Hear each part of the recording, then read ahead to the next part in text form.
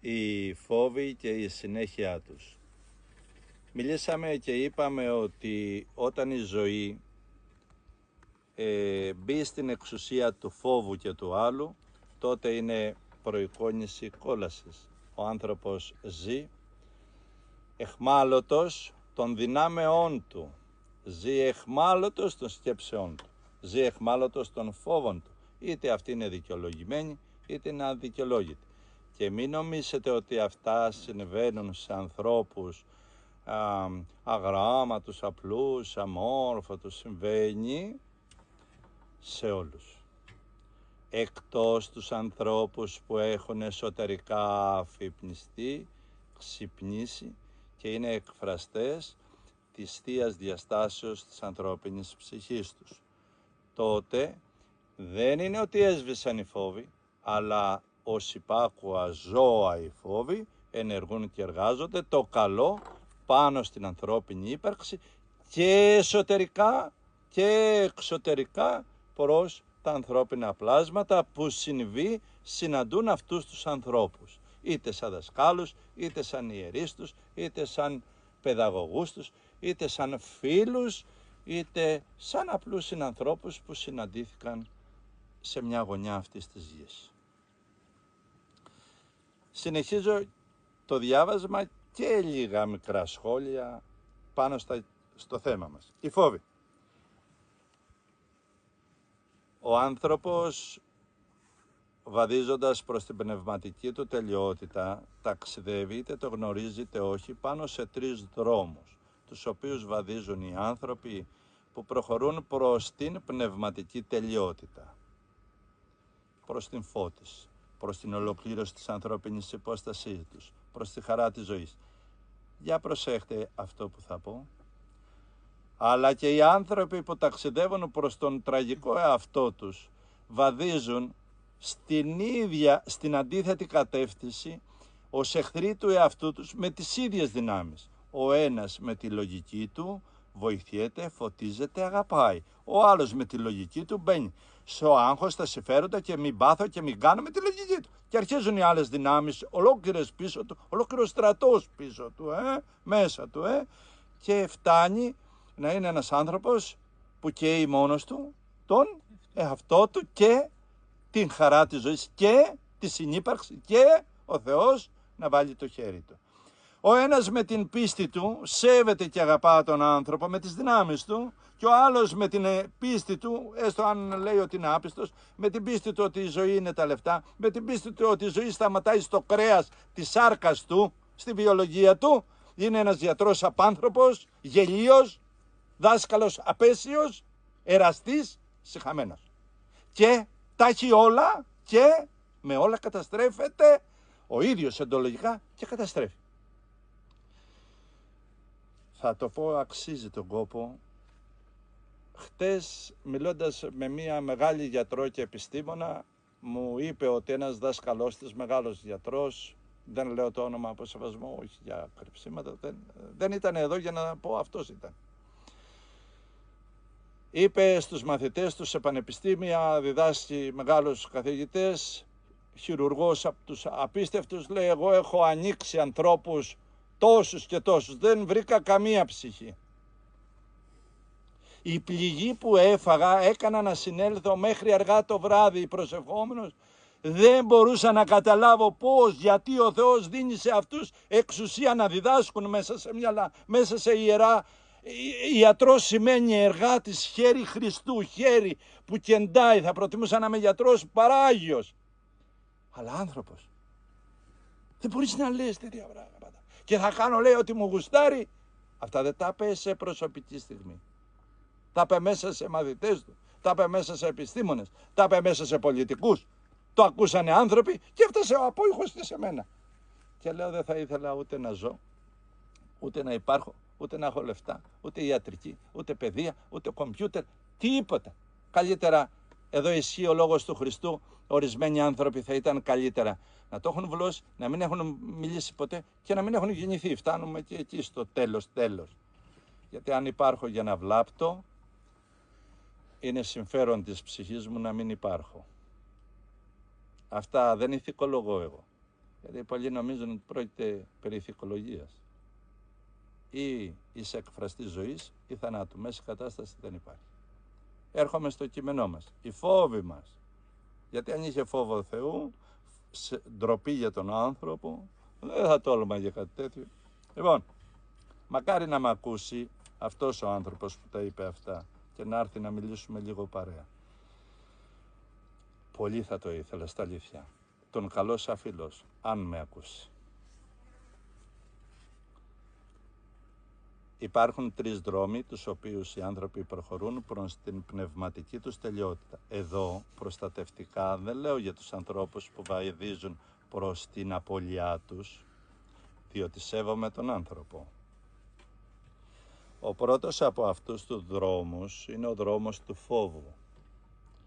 Αυτού όμως του ωφέλιμου φόβου που οθεί τον εαυτό μας να γίνει καλύτερος, προς ένα εαυτό αγνότερο, προς έναν εαυτό που κινείται προς την χριστότητα όλων των ανθρώπινων δυνάμεων, δίνοντας έτσι στον άνθρωπο πνευματικά ωφέλη, τα οποία όμως αυτά ωφέλη επισκιάζονται από το ύψος των φόβων που ενυπάρχουν μέσα του, στον φόβο της μεγάλης κρίσης. Ο σωστός άνθρωπος που αναγνωρίζει τους φόβους της ζωής εσωτερικούς και εξωτερικούς κυριαρχείται από έναν φόβο, το φόβο της κρίσης. Όλα έχουν εξουσία να μας κρίνουν και από όλα θα κριθούμε. Με όλα κρινόμαστε κάθε στιγμή. Ένας φωτισμένος άνθρωπος δεν μιλάει άσχημα γιατί ξέρει ότι κάτι τον κρίνει, κάτι τον βλέπει. Δεν ηθικολογεί, ζει μέσα σε πνοή ζωής, γιατί οι φόβοι του μέσα του λένε μέχρι εδώ. Και αν φτάσουμε στην κρίση ότι κάποια στιγμή θα σταθείς μπροστά στο Δημιουργό σου και θα σε ρωτήσει τι έκανες εκεί στον πλανήτη. Αλλά και η κρίση της συνείδησεως. Όταν θα σου κάνουν αυτά που έκανες εσύ και δεν σου αρέσουν, τι θα πεις σε αυτή την κρίση. Όταν θα σε εκμεταλλευτούνε, μικρέ άνθρωπε, και έχεις εκμεταλλευτεί πολλούς, σε αυτή την κρίση θα κάνεις το βλάκα και θα γίνεις πιο κακός, πιο τραχής και θα χάσεις, μη χάσεις και την ψυχή σου, φοβάμαι. Καλά αυτή τη ζωή. Ο πρώτος δρόμος είναι ο δρόμος του φόβου που μας φτάνει προς την τελειότητα. Όλοι αυτοί οι φόβοι που υπάρχουν μέσα εκεί υπακούν στον φόβο της κρίσεως. Διαφορετικά πας προς αντίθετη κατεύθυνση. Ο δεύτερος δρόμος που πηγαίνουμε προς τον δρόμο της τελειότητας είναι ο δρόμος του συμφέροντος, της απόλαυσης, της απολαβής. Συμφέρον, απόλαυση, απολαβή. Από ευγένεια στο βιβλίο. Δεν μιλάω για τους ίδιους δρόμους που οδηγούν στον άνθρωπο της απώλειας, της μιζέριας, τον άνθρωπο της εκμετάλλευσης, τον άνθρωπο που χρησιμοποιεί τις γνώσεις του, την ιστορία των λαών, που χρησιμοποιεί τις επιστήμες προς απώλεια δική του και των άλλων. Τις θρησκείες, αντί να δίνουν ελευθερία, να δίνουν αιχμαλωσία πνεύματος, αντί να δίνουν ιατρική στο νου, να έχεις παιδείες οι οποίες για να είναι ανθρώπινα πλάσματα, μηχανές ρουτίνας, εξαρτισμένα πλάσματα. Από ευγένεια δεν το λέω, πιστεύετε αυτό. Τα γνωρίζω στα αλήθεια. Μιλάω όμως για τον ίδιο δρόμο, το δρόμο του συμφέροντος, της απόλαυσης και της απολαβής που οδηγεί τον άνθρωπο στα ιερά όντα. Εδώ δεν πρόκειται για μια συνηθισμένη κατάσταση συμφέροντος. Μιλάω για αυτούς που έχουν διακρίνει το αληθινό συμφέρον της ψυχής, την αληθινή απόλαυση, το να ζεις μέσα σε ένα ύψος αρετής, σε ένα νου ευχάριστο, αλλά γνωρίζουν και τις απολαβές που δέχεται ο άνθρωπος από όλες τις δυνάμεις στον εδώ χρόνο της ζωής, αλλά και στον αιώνιο κύκλο, αν βρεθεί, τη χαρά του να έχεις ένα ισορροπημένο νου, να συμφωνεί με τους λόγους της καρδιάς σου η καρδιά σου να συμφωνεί με τον νου σου. Αυτά που πράττεις να συμφωνούν με το λόγο σου, με το ήθος, να μην είσαι πολύ διάσπαστος, σαν να είσαι χυμένος παντού, σαν να μην ανήκεις παντού. Γιατί γνώρισμα του πτωτικού ανθρώπου είναι να μην μπορεί να ανήκει κάπου, να μην μπορεί να ταχθεί κάπου, να μην είναι εδώ και δεν είναι. Αγαπάει και δεν αγαπάει. Πιστεύει και δεν πιστεύει. Καλά, αυτά είναι μάχες, αλλά όταν διακρίνεις το συμφέρον της ψυχής σου, καταλαβαίνεις ότι είναι απόλαυση να ζεις αν ύπαρξη αγάπης. Είναι απόλαυση να κάνεις ένα καλό λίγο, βρε παιδί μου, λίγο. Έστω λίγο, όσο μπορείς, ελάχιστο. Ένα χαμόγελο νικάει όλα τα πλούτη του πλανήτη. Πηγαίνετε σε ένα έτοιμο θάνατο, πάμπλουτο, με πρόσωπο συμπάθειας και αγάπης. Θα σας πει ο ίδιος ο έτοιμοθάνατος, ο πάμπλουτος, ότι το πρόσωπό σου και το χαμόγελό σου ανώτερο από όλους τους πλούτους που είχα. Αυτά έχουν συμβεί, γι' αυτό σας τα λέω.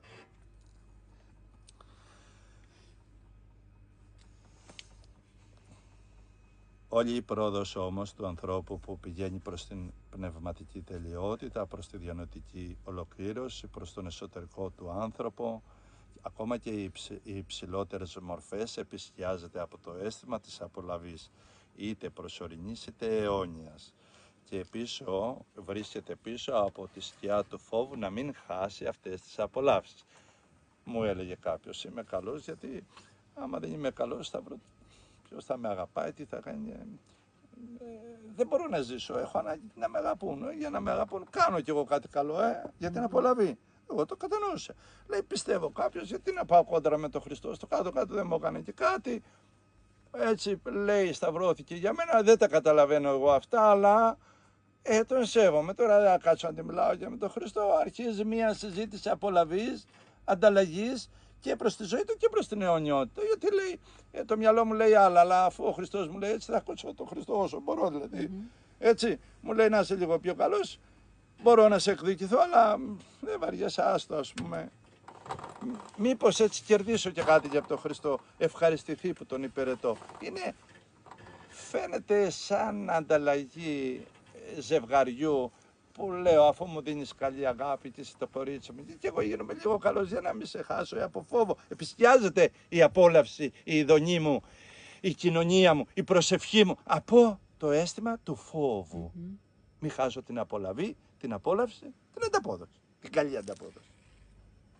Για την άλλη μεριά δεν μιλάω. Παρακαλώ να σεβαστείτε ότι σε όλα μου τα έργα, τους λόγους μου, δεν στρέφομαι εναντίον δυνάμεων. Έτσι ώστε πάσα δύναμη, κάθε δύναμη, ορατή και αόρατη, η οποία θα στραφεί εναντίον εμένα και των λόγων μου, θα βρίσκεται ένοχη της πραξεώς της, των σκέψεών της, των αντιλήψεών της και θα κρίνεται από την ίδια.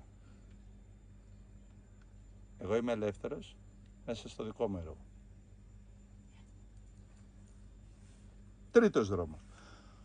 Ο τρίτος από αυτούς τους δρόμους είναι ο δρόμος της αγάπης. Ο άνθρωπος που θα τελειοποιηθεί στην αγάπη και θα έχει ύπαρξη αγάπης, έχει σβήσει κάθε φόβο μέσα του. Είδες τη λέξη σβήσει, όχι πετάξει, όχι κάψει, όχι αφαιρέσει. Θα το δούμε και πιο κάτω, όχι αφαιρέσει.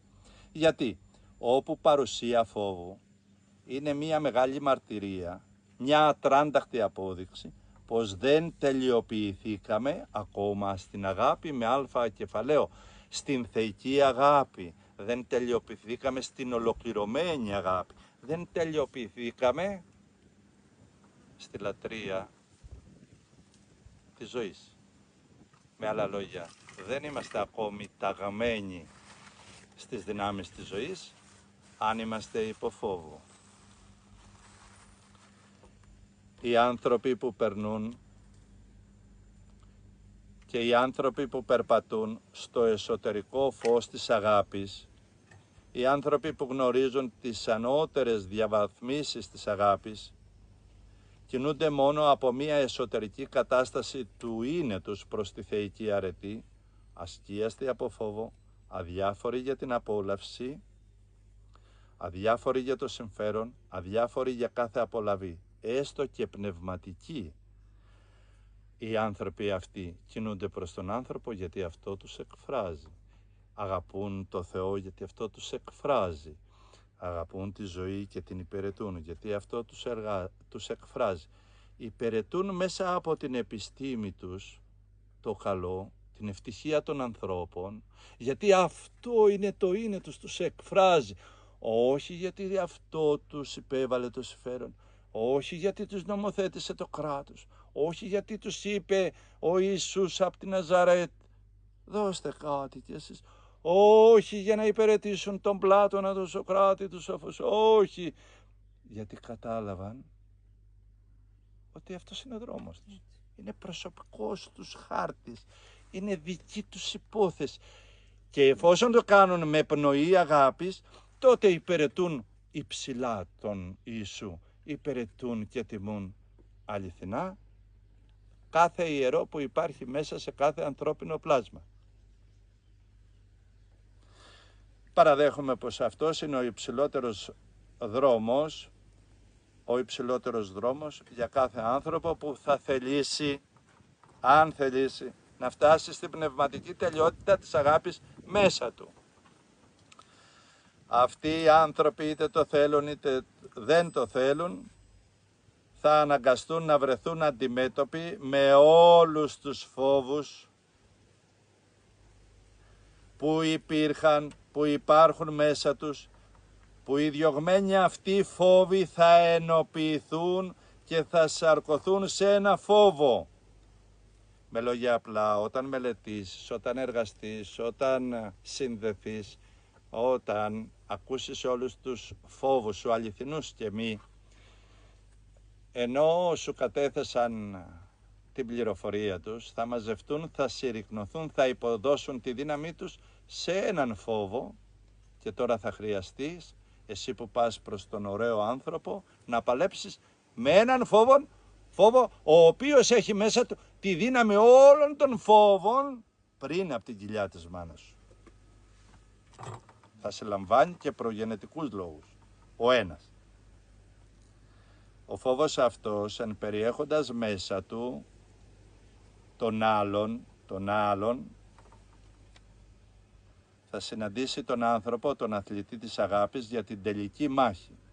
Και εφόσον ο φόβος και ο άλλος δεν καταρθώσει να περάσει στην ύπαρξη του ανθρώπου φόβους, τότε χάνει τη μάχη, ξεσκεπάζεται στη συνείδηση, στην επίγνωση του ανθρώπου αθλητή, ο οποίος μετά από τη νίκη του μένει η ύπαρξη αγάπης καθαρή, ό,τι και αν συμβεί στη ζωή του.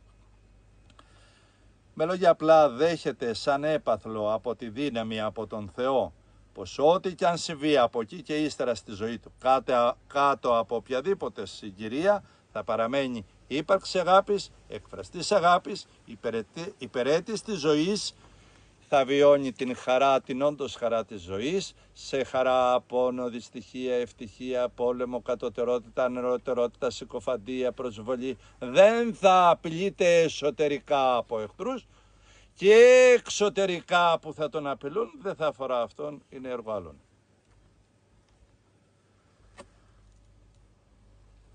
Σε κάθε απλό άνθρωπο που δεν ακολουθεί κανένα από τους τρεις παραπάνω πνευματικούς δρόμους, τον δρόμο του φόβου, τον δρόμο των συμφερόντων, να το πω έτσι, και τον δρόμο της αγάπης, το μεγαλύτερο μέρος από τα γεγονότα της ζωής τους έχουν οι φόβοι.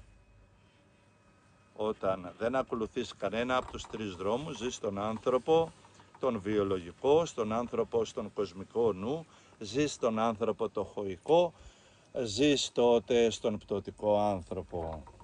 Οι δυνάμεις τότε του ανθρώπου κάτω από την επίδραση των φόβων δυσλειτουργούν, δημιουργούν ενεργειακά μπλοκαρίσματα σε όλες τις διαστάσεις του ανθρώπου, τόσο στο υλικό του σώμα, τόσο στο πνευματικό του σώμα, διανοητικό, συναισθηματικό, υπαρξιακό, του λόγου του, τα καταλαβαίνετε αυτά.